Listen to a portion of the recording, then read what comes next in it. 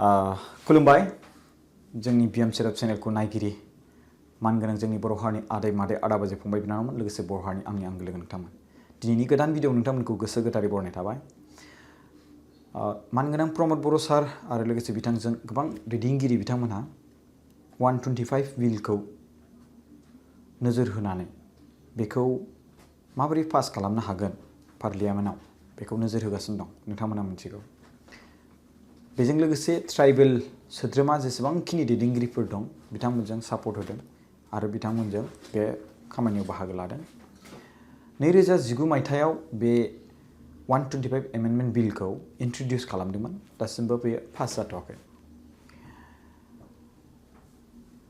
जोंनि बिटिसिआ 10 फेब्रुवारि 2003 मायथाइयाव जादोंमोन नाथाय समष्टि कन्स्टिट्युएन्सि हिसाबै 40टा कन्स्टिट्युएन्सि हिसाबै 2005 मायथाइनिफ्रायसो इलेक्सन जादों बिनिफ्रायनो दिनै जोङो सेल्फ गभर्नमेन्ट खालामनो फ्रिलि जोङो माने माखासे जि स्टेटनिफ्राय फान्डिं मोनो आरो सेन्ट्रेलनिफ्राय फान्डिं थ्रु स्टेटनि गेजेरजों मोनो बेनि गेजेरजों जों जेसेबांखिनि डेभेलपमेन्ट खालामनो हायो बे खालामनायाव दिनै 500 crore 300 crore 700 crore 800 crore बे दारैहाय बेखौ रांखौ मोननानै जों दिनै बिटिआर ओनसोलाव खामानि मावगासिनो दं जौगानायनि थासारिखौ नोजोर होनानै गोबां खम नोंथाङा नायोब्ला आसामनि गेजेराव गोबां खम बिराद खम दा आसामनि बाजेटखौ 2025 मायथाइनिखौ नोजोर होयोब्ला 24 मायथाइनिखौ नोजोर होयोबा 2 लाखनि बारा गोजौ थाङो 2 लाख crore 2 लाख crore नि गोजौ थाङो दा बे बाजेटआ जोंनि थाखाय फैदों अब्ला जों आसामावबो बाहागो दंफायो दा पपुलेसन रेशियो हिसाबै नोजोर होना नायोब्ला 2 लाख crore नोजोर होना नायोब्ला अब्ला जोंनि बिटिआरआव बेसेबां फैथावना काउन्सिल एबा एडिसि अट'नमास डिस्ट्रिक्ट काउन्सिल हिसाबै बेखौथ' जों मोनबाय जोङो पावार मोनबाय नाथाय बे पावारा मा लाब जेब्ला नोंथांनियाव रां गैया बैखौ नोजोर होनानै मानगोनां प्रमद बर' सार दैदेननाय सरकारा गोबां नोजोर होबाय थादोंमोन 125 बिलखौ थाबैनो पास खालामनो थाखाय बेखौ दुखु मोनदों डक्टर हिमन्त बिश्व शर्मा सार बिथाङा मानो होनबा बिथांमोननि दारैसो जों फान्डखौ मोनो नालाय 800 crore मोनो बे 800 crore दा बारायबाय थायो बोसोरै एसे दा बेखौ गावसिनि दारै जों लायालासिनो सेन्ट्रेलनिफ्राय लानो नागिरदोंमोन बेखौ दुखु मोननानै प्रमद बर' सारनि माखासे स्मार्ट खामानि मावनायखौ दुखु मोननानै बिथाङा नैबे 2025 मायथाइयाव दुरबलता खालामनाय जादों आरो क्लियार जाबानो जाबाय आं नोंथांमोननि सिगाङाव खोन्थानि 125 एमेन्डमेन्ट बिलआ मा बिनि सायाव जोङो 6 शिड्युलखौ रायज्लायदिनि जोंनि बिटिसिआ 6 शिड्युलनि आन्डाराव गोग्लैयो 6 शिड्युलआ इन्डियानि मोनसे कन्स्टिटिउसन दा बे जोंनि राइट्स कन्स्टिटिउसनेल राइट्स आरो बे राइट्सआ जोंनो मा होयो लेन्ड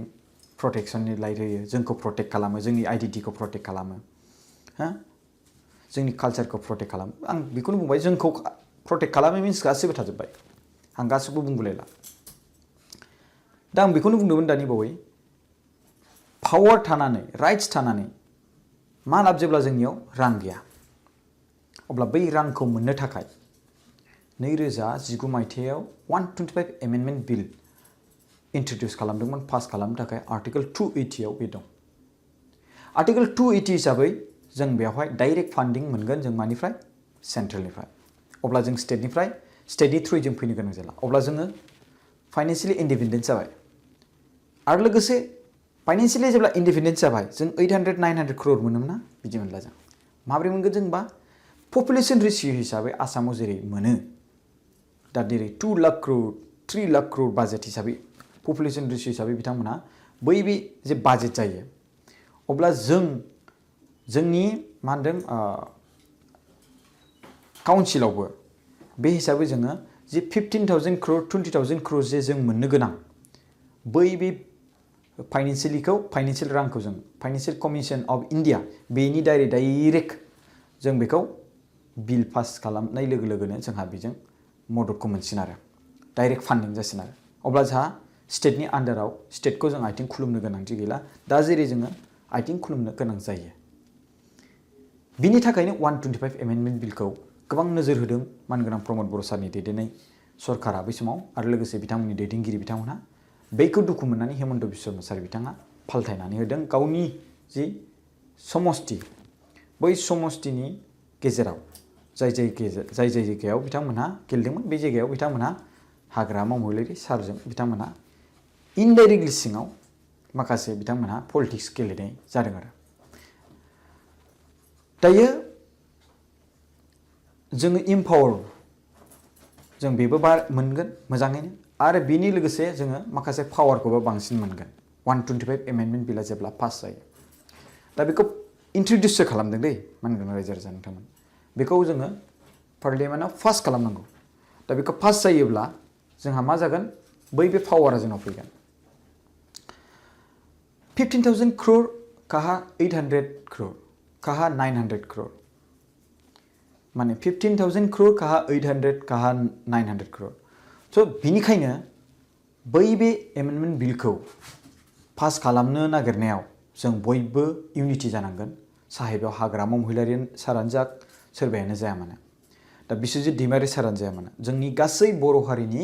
लिडारफ्रा इउनिटि जानांगोन आरो इउनिटि जानानै सरकारखौ जेरैखि जाया दायामानो दा नाथाय टारगेटआ बेहैनो जाहैनांगौ जे जों 125 एमेन्डमेन्ट बिलखौ पास खालामनायनि उनाव जों जे गिदिर जा फाइनान्सियेल बाजेट मोनगोन बै बे बाजेटजों जों जोंनि बड'लेण्ड एरियाखौ बेसेबांखिनि जों जौगाहोसिननो हागोन जेराव जों आसामनिफ्राय मोनो